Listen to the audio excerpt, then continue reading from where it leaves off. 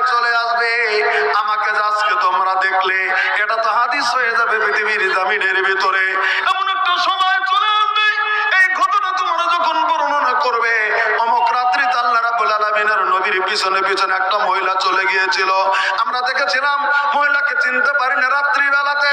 আমি যদি এটা কথা যদি তোমরা আউট করে দাও, কিছুগুলি মুনাফিক মানুষ পৃথিবীর জামিনের ভিতরে আছে, তারা মনে মনে মনে মনে মনে মনে ভেবে নিতে পারে আল্লাহর নবী সে রাত্রিতে মহিলা যে নিয়ে গেল, কাকে যে নিয়ে গেল আমরা দেখতে পারি নাই, কি জানি অন্য একটা মহিলাকে আল্লাহ রাব্বুল আলামিনের নবী নিয়ে গেছেন কিনা।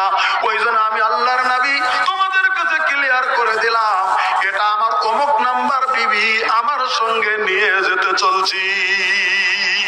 একবার সুবহানাল্লাহ বলেন, একটু জোরে সুবহানাল্লাহ বলেন। এবার যদি অন্ধকার রাত্রিতে, অনেক রাত্রি, কোন দুলাভাই আছেন, কোন শালী সাবালিকা শালীকে অন্ধকার রাত্রিতে নিয়ে যান, তাহলে কত বড় বৈধ কামটা আপনি করেছেন হিসাব করে দেখবেন।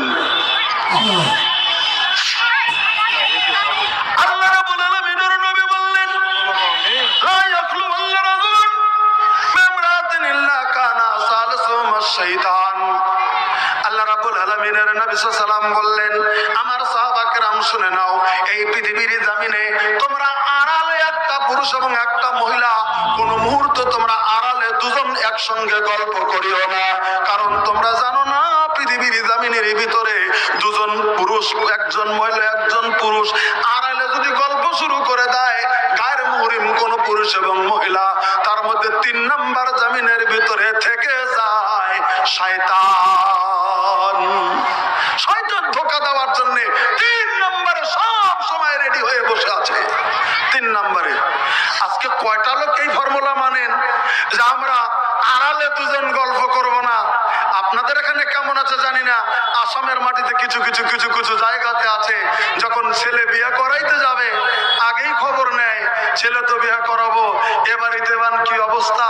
আমি যদি হঠাৎ করে কোনো সময় আসি, বাড়িতে যদি লোক না থাকে, বিহান আমাকে খেতে দেবে কি দেবে না, বিহান পাশে এসে খেতে দেবে কি দেবে না, বিহান আমার সঙ্গে কথা কইবে কি কইবে না, এই চিন্তা করবে। যদি বলে যে না, এ বাড়িতে কিন্তু মেয়ে মানুষ কিন্তু বিহার সামনে আসে না, শরীয়তের পর্দা বাজায় রাখে, তোমার বাড়িতে আমার ছেলে বিহাও করামো না, বিহানি কাছে আসবো না, ছেলে কোনো বিয়ে করামো, এরকম মন মানসিকতার পুরুষ যদি পৃথিবীর জমিনের ভিতরে থাকো, কঠিন কামতের দিন তোমার বাসার রাস্তা নাই।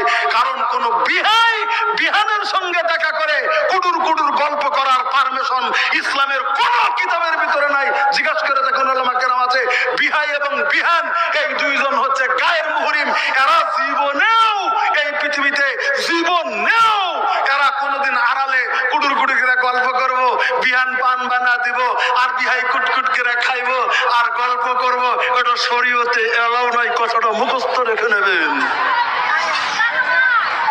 কথাটা বুঝতে পারা গেছে কি?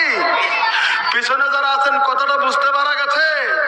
কিছু কিছু মানুষের মুখটা তো রাগে ঘায়াল হয়ে যাবে। হ্যাঁ, বিহানের সাথে গল্প করতে পারবো না, বিহান কিছু দিতে পারবো না। হ্যাঁ, ফতুয়া ফতুয়া সঠিক ফতুয়া, আপনারা চাহে মানেন চাহে না মানেন, বিহানের কাছে যা কুডুর কুডুর করে গল্প করা অন্তত আকীদায়ে সালফ বা শরীয়তের সিদ্ধ মত ফতোয়া এই পৃথিবীর জামিনের ভিতরে নাই।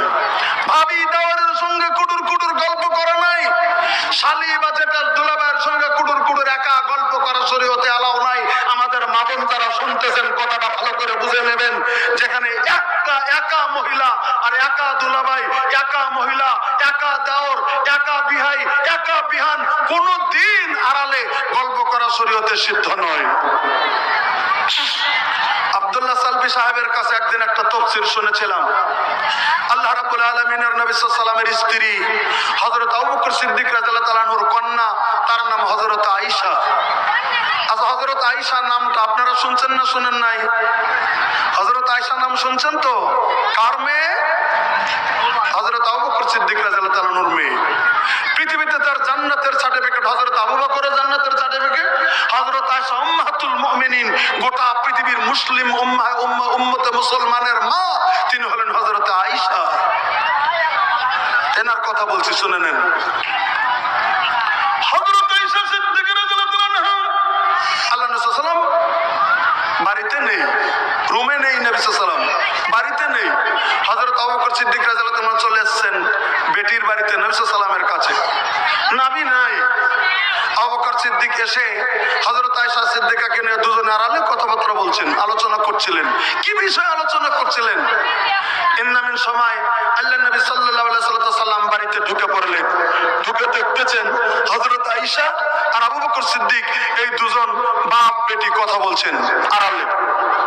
আল্লাহ রাসূল সাল্লাল্লাহু আলাইহি ওয়াসাল্লাম তখন বললেন, এই আয়েশা, এরকম করে আড়ালে তুমি তোমার বাবার সঙ্গেও নিরালায় কথা বলিও না। কারণ তুমি জানো না রে আয়েশা, একটা পুরুষ এবং একটা মহিলা যখন নিরালায় আড়ালে যখন আলোচনা করে, 3 নাম্বার শয়তান ধোঁকা দেওয়ার জন্য ওই জায়গার ভিতরে 3 নাম্বারে বসে যায়। যে জান্নাতের সার্টিফিকেট পেয়েছেন আবু বকরের মতো সচ্চরিত্রবান মানুষ পৃথিবীর সাহাবীদের ভিতরে যিনি প্রথম স্থান যিনি অধিকার করেছেন জান্নাতে যাওয়ার জন্য, সেই আবু বকর সিদ্দিক আল্লাহ রাব্বুল আলামিনের নবী আবু বকরের কথা বলে দিলেন, আয়েশা, তুমি পৃথিবীর জমিনের ভিতরে তোমার বাবার সঙ্গে আড়ালে গল্প করো না। তাহলে আবু বকর আর আয়েশা যদি আড়ালে গল্প করার নবী যদি একটু নিষিদ্ধ করে দিলেন, আয়েশাকে যদি না করে দিলেন, তাহলে পৃথিবীর কোন মহিলা আছে, কত ধৈর্যবান মহিলা পৃথিবীর জমিনের ভিতরে আছেন, কত ধৈর্যবান পুরুষ আছেন, আড়ালে গল্প করবেন গন্ডগোল হবে না এমন কত শক্তিশালী পুরুষ পৃথিবীর জমিনের ভিতরে আছেন? না না না, একটা পুরুষ আর একটা মহিলা গায়ের মুহরিম যারা, যেমন মা বেটা নয়, স্বামী স্ত্রী নয়, যেমন আপন বোন নয়, আপন ভাই নয়, এরকম যারা মুহরিম তাদেরকে ছাড়া গায়ের মুহরিম মহিলা, গায়ের মুহরিম পুরুষ আড়ালে দুজন বসে গল্প করতে হয় না। মশলাটা মনে রাখবেন, ছোট্ট একটা মশলা। এবার আল্লাহ তাআলা বলে দিলেন আল্লাহর নবীকে, তোমাকে সর্ব উৎকৃষ্ট চরিত্র দেওয়া হয়েছে। এবার আমি কাহিনীটা বলছি, আল্লাহর নবী কত সচ্চরিত্র অধিকার পৃথিবীর জমিনে এবার বুঝলেন। আপনারা জানেন আল্লাহ নবী সাল্লাল্লাহু আলাইহি সাল্লাম যখন দ্বীন ইসলাম প্রসার করলেন, দুটি লোক সব সময় আল্লাহ নবী সাল্লাল্লাহু আলাইহি সাল্লামকে সাহারা দিয়ে যেতেন পৃথিবীতে।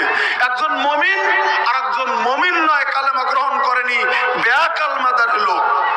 এবার বলবেন তারা কে? যিনি কালেমাদারি মুমিন মুসলমান তিনি হচ্ছেন নবীর স্ত্রী হযরত খাদিজাতুল কুবরা রাদিয়াল্লাহু তাআলা আনহা। আর যিনি মুসলিম নয় তিনি হচ্ছেন হযরত আবু তালিব, আল্লাহ রাব্বুল আলামিনের নবীজির চাচা আবু তালিব। সব সময় আল্লাহ রাব্বুল আলামিনের নবীকে তিনি পৃথিবীর জমিনের ভিতরে সাহারা দিয়ে যেতেন। আপনাদের কাছে এটা শুনিয়েছিলাম। আবু তালিব কেন নবীকে সাহারা দিলেন, নবীকে কেন ভালোবাসলেন, যদিও কালেমা নেননি, নবীকে কোলে কোলে কেন রাখলেন, তিনি নবীকে আদর কেন করলেন, তার একটা কারণ ছিল। কারণটা একটু 2 মিনিটে শুনে নেন, আগে তারপরে কথা বলছি। কারণটা ছিল এই, আল্লাহ রাব্বুল আলামিনের নবীজির দাদু আব্দুল মুত্তালিব যখন পৃথিবীর জমিনের ভিতরে থেকে যখন ইন্তেকাল হতে যখন শুরু হয়ে যায়, আল্লাহর নবীর দাদু আব্দুল মুত্তালিব যখন ইন্তেকাল হয়, তখন নবীর বয়স ছিল পৃথিবীর জমিনের ভিতরে 8 বছর বয়স। নবীর বয়স কত ছিল ভাই? কত ছিল? 8 বছর। তখন বিশ্বনবী সাল্লাল্লাহু আলাইহি ওয়াসাল্লামের 8 বছর বয়স, যেদিন আব্দুল মুত্তালিব যখন ইন্তেকাল হয়ে যায়। আব্দুল মুত্তালিব খানা কাবার মতওয়াল্লি, গোটা মক্কানা কাবার মতওয়াল্লি, খানা কাবার সেক্রেটারি ছিলেন আব্দুল মুত্তালিব। ভাই গো, বিরাট বড় সম্মানিত লোক ছিলেন আব্দুল মুত্তালিব। ভাই গো, ওই আব্দুল মুত্তালিব যখন মরতে শুরু করেছে, তার ছেলেরা অবস্থা থেকেই বুঝতে পেরেছে, ছেলেরা ভাতিজারা বুঝেছে, চাচারা বেশি সময় নাই, ছেলেরা বুঝে নিয়েছে বাবার আর বেশি সময় নাই, বেশি সময় টিকবে না বাবা, পৃথিবীর জমিন থেকে বাবা ইন্তেকাল হয়ে যাবে। তাই তার চতুর্দিকে ঘেরাও করে আছে। ওই মুহূর্তে আব্দুল মুত্তালিব তার ওই বড় ছেলে আবু তালিবকে ডাকতেছেন, আবু তালিব রে, আমার কাছে একটু চলে আসো তুমি। আবু তালিব তখন চলে আসেন আব্দুল মুত্তালিবের কাছে, বলে জোরে কথা বলতে পারি না, তুই আমার কাছে কাছে কাছে কাছে এগিয়ে আয়। আবু তালিব বাবার কাছে এগিয়ে গেল, বলে তোর হাতটা এগিয়ে দে রে আবু তালিব। আবু তালিব ছেলে হইয়া বাবার কাছে হাতটা এগিয়ে দিয়েছেন। আব্দুল মুত্তালিব তার হাতটা তার দুই হাত দিয়ে ধরে ফেলেছেন। আব্দুল মুত্তালিবের দুটি হাত দিয়ে নিজের ছেলের হাতটা ধরে ফেলেছেন। হাতটা ধরে বলতেছেন, ছেলেরে আমি মরে যাওয়ার আগে আমি তোকে একটা ওসিয়ত করবে রে ছেলে, আমার ওসিয়তটাকে তুই পৃথিবীর জমিনের ভিতরে মানবি রে আবু তালিব। বাবা ছেলের হাত ধরে বলতেছেন, ছেলে রে আমি তোকে একটা ওসিয়ত করতে চাই, আমার ওসিয়তটা তুই মানবি? আচ্ছা, বাবার মরণের সময় কোন ছেলেকে যদি হাত ধরে কোনো কথা বলে, ছেলেরা মানে না ভাই? মানার চেষ্টা করে না?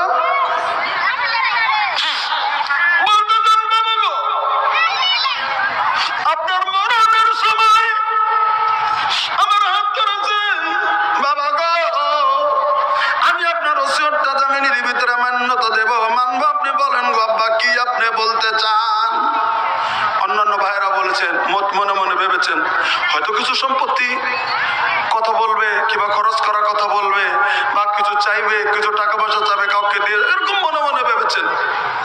কিন্তু না, আব্দুল মুত্তালিব আবু তালেবের হাত ধরে বললেন, ছেলেরে আমার মরণের সময় আমি তোকে একটা ওসিয়ত করে যাচ্ছি।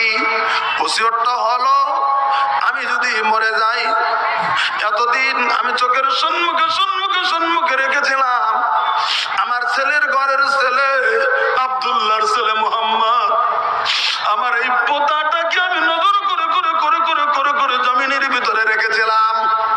আবু তালিব রে আমি যদি এবার মরে যাই, আমার হাত ধরে ওয়াদা দে তুই যতদিন পৃথিবীর জমিনের ভিতরে বেঁচে থাকবি, আমার মুহাম্মাদের জন্য পৃথিবীর জমিনের ভিতরে কেউ কষ্ট দিতে পারে না। তুই আমার পোতাটাকে, তুই আমার এই নাতি প্রিয় থেকে মুহাম্মদ ছেলের ঘরের ছেলেটাকে তুই একটু দেখে দেখে রাখবি, পৃথিবীতে কেউ যেন মুহাম্মদকে কষ্ট দেয় না।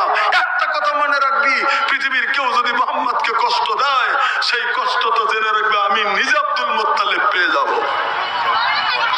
আবু তালিব এই বাবার কথা শুনে চোখের পানি ঝরঝর করে জমিনের ভিতরে ছেড়ে দিতেছে। বাবা গো ইতিম ভাতিজা আমি আদর করি গো আব্বা, আমি মহব্বত করি গো আব্বা, আমরা সবাই মুহাম্মদকে ভালোবাসি, জমিনের ভিতরে ইতিম ভাতিজাটাকে ভালোবাসি আব্বা। আপনি নিঃসন্দেহে থাকুন, আপনার কাছে ওয়াদা দিলাম আমার ভাতিজা মুহাম্মদকে কোনদিন আমার নিঃশ্বাস থাকা পর্যন্ত, আমার শরীরে রক্তবিন্দু থাকা পর্যন্ত আমার ভাতিজাকে কোনদিন